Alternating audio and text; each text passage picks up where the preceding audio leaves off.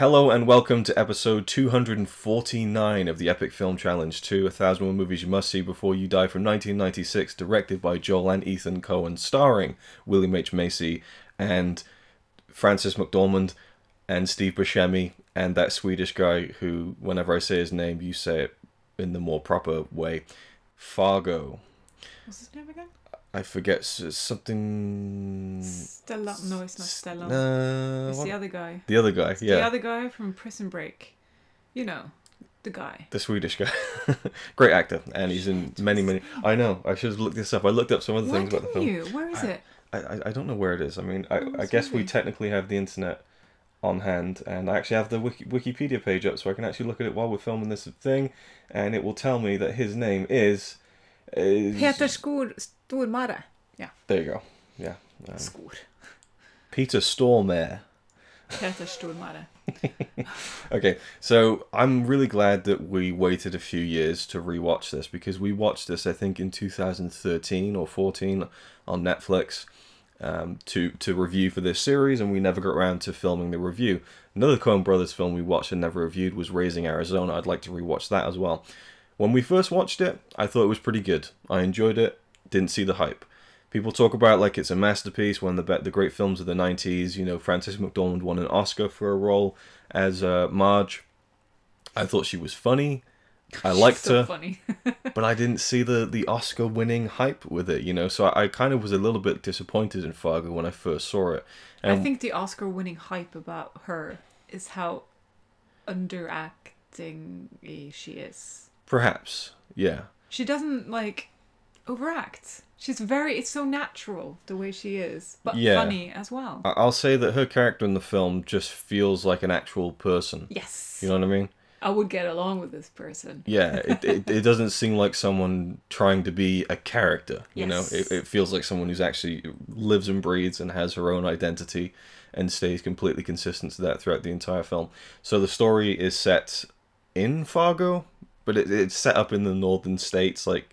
I think Fargo is in North Dakota, maybe. It's all up in that kind of Minnesota area with the kind of strange accents. They're not quite Canadian. They're not quite American. They're kind of somewhere in between. American. You know, it's that weird kind of accent. And it's a crime movie. So we have Willam H. Macy, who plays Jerry, this car salesman who is just... someone described him as like Ned Flanders, I think. Yes, I did. And I did. No, it's been said online. Like, oh, okay. Like reviewers have talked about this. I feel like he is a live Ned Flanders. Yeah, there's a very kind of upbeat, chipper tone to his personality, but you see behind his eyes there's a man falling apart because he is in heavy debt.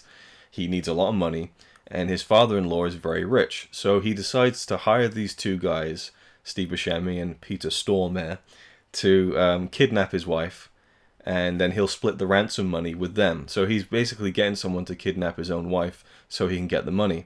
And as the film progresses, you see that he's screwing over everyone, really. He's actually angling for $1 million from his father-in-law, and he's kind of handling the kind of the ransom calls and saying, oh yeah, they called me, but you know, no one else should speak to them, just me. You know, no one deals with them but me. It kind of rings alarm bells. And there's a really funny callback in dialogue, because at one point, Jerry is trying to ask his father-in-law to lend him loads of money to buy this plot of land to start, I think it's a car park or something. He's got this idea for a business. And his father-in-law's like, okay, I'll think about that. Brings him in for a meeting. He's like, great, so what's your finder's fee? We're going to go and do this and take your idea. And the look on his face when he's just smiling, and it's great because his eyes are telling you what he's feeling, but the smile is frozen. And he's just like, well, no, this is my deal. There's a line where he says, this is my deal. And when he tells the father-in-law that his wife's been kidnapped, and the father-in-law's like, no, I'm going to deliver the money. And he's like, no, I have to deliver. This is my deal. And it is his deal. He said, I love that kind of that callback, and it kind of almost gives himself away. Then we kind of cut to the two hired hands, Buscemi and Swedish guy, and their kind of misadventures as they're kidnapping this woman, and then they get into a situation where they end up killing a couple of people, which then sets the whole thing in motion, where we have two murders out in the middle of the highway in the snow. They make some of the stuff kind of funny too, though. it's a very black comedy. Yes. Like, it's that kind of film. And usually I get quite stuffy about this kind of thing. Like, oh, we shouldn't be treating murder with kind of, lightheartedness. But sometimes it just works. Sometimes in like a Tarantino film or one of these films, it's so entertaining that you kind of go along with it. At least I go along with it. When usually I get a bit stuffy about it. And actually the film opens with, this was based on real events, which is just a joke, real. Apparently it was based on some true murder, but they've obviously, it says like everything is exactly as it happened. And we watched that film, was it Kumiko or something, The Treasure Hunt or something like that? The film about the Japanese woman who saw that on VHS and thought that it was real and went to America to try and find the briefcase of money, which is a really weird film, like really... Yeah, I don't know if it's worth watching, but it's it's a really weird. I remember parts of it. Yeah, I remember parts of it. I don't even know if it's not very memorable. I don't even know if it's like an urban legend that was embellished and made into a film, or if it was entirely true. Regardless, so Fargo, we have the two guys, and then we introduce the third kind of plot line, which and character in Marge, played by Frances McDormand. She's the sheriff, actually, and she gets the call in the middle of the night that there's been two murders, and so she goes out. And you said to me, after we watched it the second time, you think that was the best scene in the film, and I think I agree, yes. is when she gets to the crime scene. And it's just this... so great. It's very... It's just like going to work normally, and you come to work, it's like, oh, we had a slight issue, with the... with the delivery today, but it will work itself out. Like, oh, what's wrong then? Oh yeah, just this. That's the kind of way they dealt with it. Oh yeah, there's another dead guy over there. Oh right, yeah. It's like, and she's pregnant, right? Yeah. And she's like looking at this guy and this woman who's dead in a car, and then she just leans over, and then he goes like, "Oh, did you find something down there?" It's like, No, it's just the motion sickness. Try not to throw up or something. Morning sickness, yeah. But yeah, morning sickness. But the way she just goes, boof, and she looks down, and it's like, oh, did you find something? And he's standing like way, way away, because he clearly can't handle the dead bodies and stuff. And what is he having a cup of coffee? Yeah. She's like, find anything? And it's just so funny. It's so matter of fact. Oh yeah, yeah. That's something like we should mention. When we first watched it, that was the main thing we took was the and we will say that to each other maybe once every 2 or 3 weeks. It'll just come up in like, oh yeah, like it's stuck with us for years since we watched the film. So that's one thing we can say. Yeah. But then again, in Norwegian we say. Yeah. Yeah, right. So. Yeah, so it's kind of like it almost is ingrained in you to begin with. Oh, yeah. But for me, it stuck with me, and we just quote it all the time. And it's that kind of flippant kind of handling of these murders that, for some reason, is really entertaining. And then again, you have Steve Buscemi, who's always great in kind of these, weird roles. He's always playing someone shady for the most part. And kind of his back and forth with the Swedish dude is really interesting, because the Swedish guy is very just kind of, he doesn't really talk much, very kind of stern, and Buscemi is kind of the fast-talking, American kind of, so there's a nice kind of, interplay between those, or lack of interplay, I suppose you could say.